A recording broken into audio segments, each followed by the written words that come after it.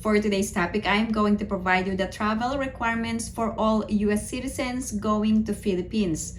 Please take note that U.S. citizens do not need a visa to travel to the Philippines. I traveled to the Philippines from June 6 to July 7th, and throughout my flight, I only used my U.S. passport. I traveled with my daughter, and although I am a dual citizen, I only used my US passport throughout my flight, including e-travel registration. So what is this EO number 408? So this executive order lists all of the countries where nationals can stay in the Philippines visa-free for 30 days. And US is included in the list of countries. However, if you wanted to have a longer duration of a visa when traveling to the Philippines, is that you have the option of obtaining a visa from a Philippine consulate abroad before traveling. So this means that you must prepare your documents and apply online. So there is a website where you can apply for a visa from a Philippine consulate abroad. However, if you wanted to travel to the Philippines without obtaining a visa, you can still do so, but the duration for the visa is 30 days, visa-free. However, if you obtain a single entry visa from a Philippine consulate abroad, the duration is 59 days. However, there are a lot of US citizens and also former Filipino citizens who wanted to stay in the Philippines beyond 30 days.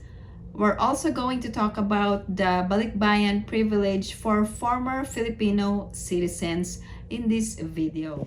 I used my US passport even though I am a dual citizen, and then they stamped BB, the June 7, 2025 date. BB means balikbayan privilege, and I can stay in the Philippines for a period of 1 year. Please be aware of the different travel rules depending on the type of passenger. I'm also going to discuss in this video on how to extend your visa if you are staying in the Philippines beyond 30 days. And also there is a strict requirement of a return or onward ticket. So please make sure that you comply with these immigration entry requirements. Foreigners under EO 408 do not need a visa. In addition, you must have a passport valid for at least 6 months at the time of your arrival in the Philippines.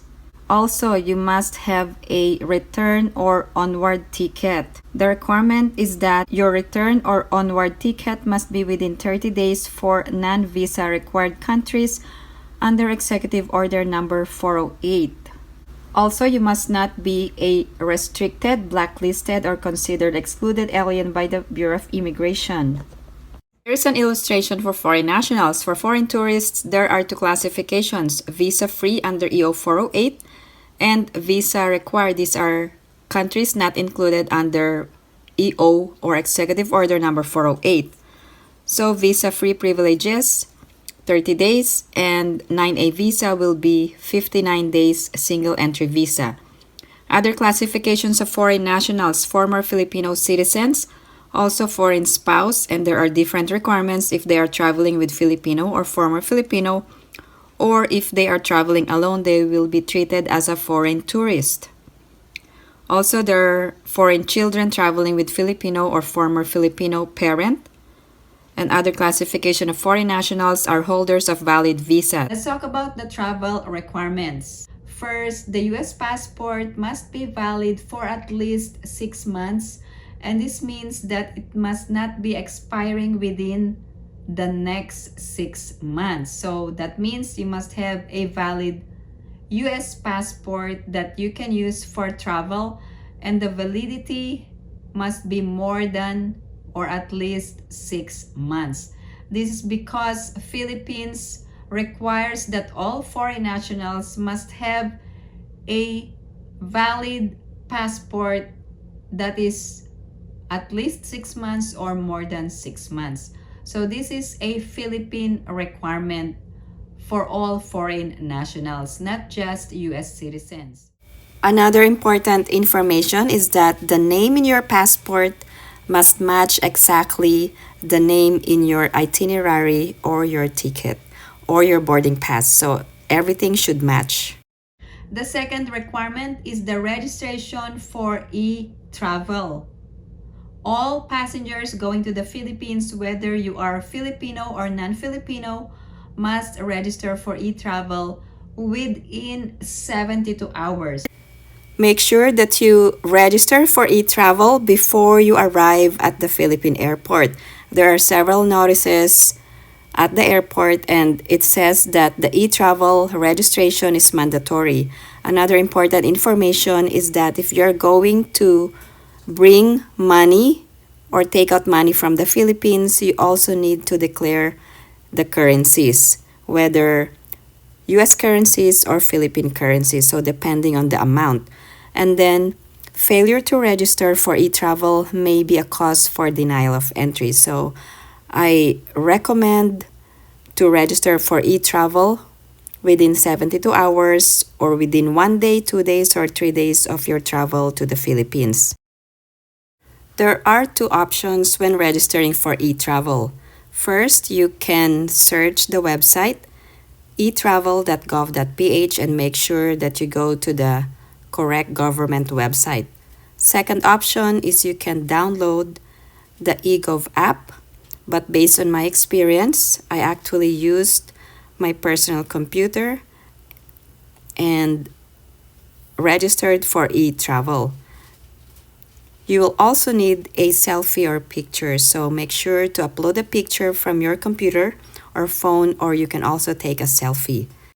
Here's my actual e-travel registration. I used my personal computer, and then you will also need your email address. So it's important that you use your valid email address. And then if you have a family member traveling with you, you can include that family member in your own account. So that means that family member doesn't have to register on his or her own. And then the QR code will just show in your email address and you can just download the QR code for both of you.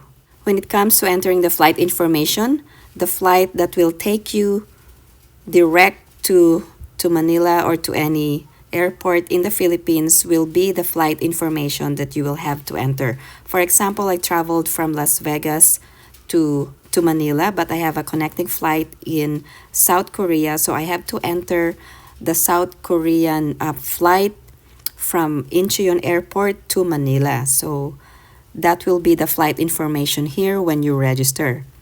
Also, I registered 2 days before the date of my departure because if I registered ahead, like 3 days before, the date of arrival in the Philippines will not show, or the calendar will not show the actual date. So I need to register 2 days before the date of my departure. Now, the destination, you have the option of using your residence or a hotel. And then for health declaration, you don't need COVID vaccination requirement or COVID vaccine because that has been removed from the requirement 2 years ago. After registering for e-travel, you will be connected to the customs declaration. Now, you have to declare your customs baggage and also the currencies that you will be bringing to the Philippines. Please take note that you will also have to enter the information of the family member that will be traveling with you, including the number of baggage or hand-carried baggage. And then just follow the instructions in entering the information. And then for other goods or purchased acquired abroad, there are some questions regarding the Philippine currency and other items that you will have to declare if it exceeds the quantities for personal use or you are using it for commercial purposes. But if you have nothing to declare, just enter no. And then if you have anything to declare, just enter the information, the amount, and then the description. So based on my personal experience, I have some items that I wanted to declare. So I put like $100 and then You can also declare other goods that are not mentioned in the questionnaire. Just enter the quantity or the goods and then the description of the items that you will be bringing to the Philippines.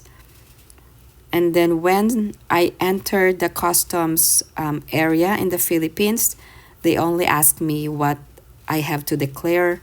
And then I said, like, I only have like grocery items, and they just let me go. So it was pretty much easy to go through the customs and the immigration in the Philippines as long as you have your valid passport and e-travel registration. I wasn't asked any more documents aside from my US passport and e-travel. So it was pretty much easy.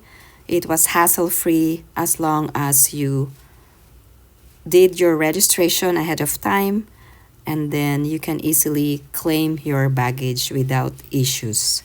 The third requirement is the online customs declaration form. Once you have successfully registered for e-travel, it will link you to the Philippine Customs Declaration form. Make sure that you read all of the policies regarding baggage declaration, prohibited items, and currency declaration. If you have specific items to declare, you must declare the item description and the amount. There is a questionnaire about specific items that you needed to declare. Also, you must declare your baggages together with your family members if you are traveling with your family.